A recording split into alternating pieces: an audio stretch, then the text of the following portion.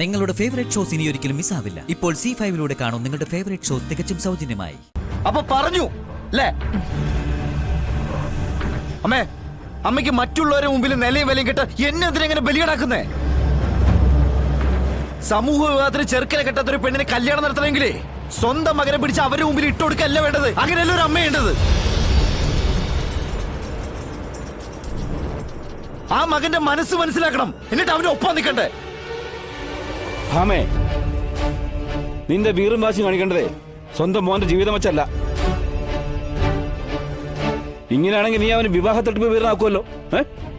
ആദ്യം സ്വന്തം മക്കളുടെ മനസ്സ് മനസ്സിലാക്കാൻ നോക്ക്, എന്നിട്ട് മതി നാട് നന്നാക്കലും നാട്ടുകാരെ സേവിക്കലും ഒക്കെ. ഞാൻ നിശ്ചയിച്ച് വിവാഹം മുടക്കാൻ അവളാരാ? എന്നെ അത്രയും പേരുടെ മുമ്പിൽ വെച്ച് അവൾ അപമാനിച്ചപ്പോ എനിക്ക് വേണ്ടി സംസാരിക്കാൻ അവിടെ ആരുമില്ലായിരുന്നു.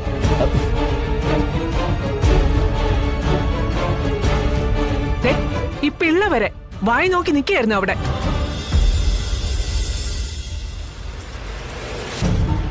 അവള് പോലീസിനെയും പട്ടാളത്തിനെയും ഒക്കെ കൊണ്ടുവന്ന് അവളുടെ ജോലിയുടെ പവർ കാണിച്ചു. എന്തിന്? എന്നെ തകർക്കാൻ, എന്നെ നാണം കെടുത്താൻ, എന്നെ ആൾക്കാരുടെ മുമ്പിലെ ഇല്ലാതാക്കാൻ.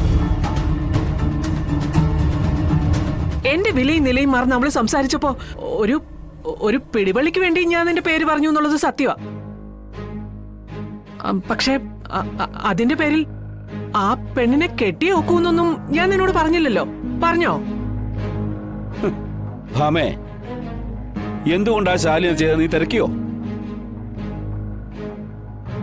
മറ്റൊരു കുട്ടിയെ പറഞ്ഞ് വഞ്ചിച്ചിട്ടേ അവളിൽ നിന്ന് കിട്ടാവുന്ന എല്ലാം വാങ്ങിച്ചെടുത്തിട്ട് ഈ പെണ്ണെ കെട്ടിയാൽ കിട്ടാവുന്ന സ്വർണവും പണവും എല്ലാം കൈക്കലാക്കാൻ വേണ്ടി നീ കണ്ടെത്തിയ ചെക്കൻ ശ്രമിച്ചപ്പോ തടഞ്ഞതേ ശാലിനി ചെയ്ത തെറ്റല്ല, നിനക്കു ചെയ്ത സഹായമാ. അതെ സത്യമേ, ഈ കല്യാണം നടത്തി കഴിഞ്ഞാണ് ഈ ചതിപറ്റിയ പെണ്ണിന്റെ കാര്യം അറിയുന്നെങ്കിലോ? സത്യാമ്മ ഒരുക്കി നിർത്തിയ വരനെ പോലീസ് കൊണ്ടുപോയില്ലായിരുന്നോ? അപ്പൊ അവിടെ 2 പെൺകുട്ടികളാ അവൻ കാരണം അനാഥരാകുന്നത്. അവരുടെ സങ്കടവും നമ്മൾ കാണേണ്ടി വരില്ലായിരുന്നോ?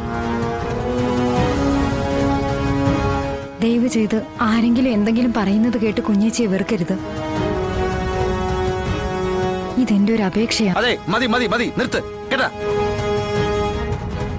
അമ്മേ, എനിക്ക് അമ്മയോട് ദേഷ്യം വൈരാഗ്യം ഒന്നുമില്ല. എന്നും ബഹുമാനവും സ്നേഹം ഒക്കെ തന്നെ ഉണ്ട്. പക്ഷേ ഒരു അപേക്ഷയുണ്ട്. ദേവി ഇതെന്നെ ഒരു പന്തയ വസ്തു ആക്കരുത്.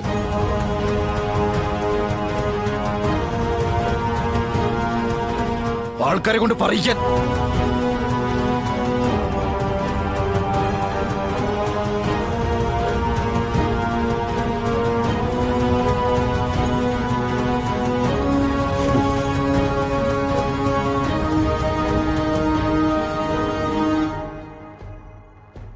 അല്ല, ഇനി രാഘവേട്ടൻ എന്നോട് എന്തെങ്കിലും പറയാനുണ്ടോ?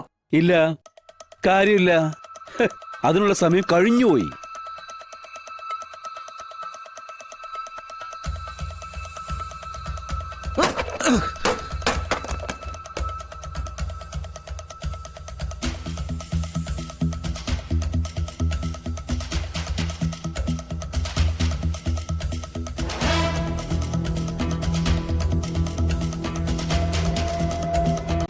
ഡൗൺലോഡ് ചെയ്യൂ C5 ആപ്പ്. കാണൂ എല്ലാ എപ്പിസോഡുകളും സൗജന്യമായി.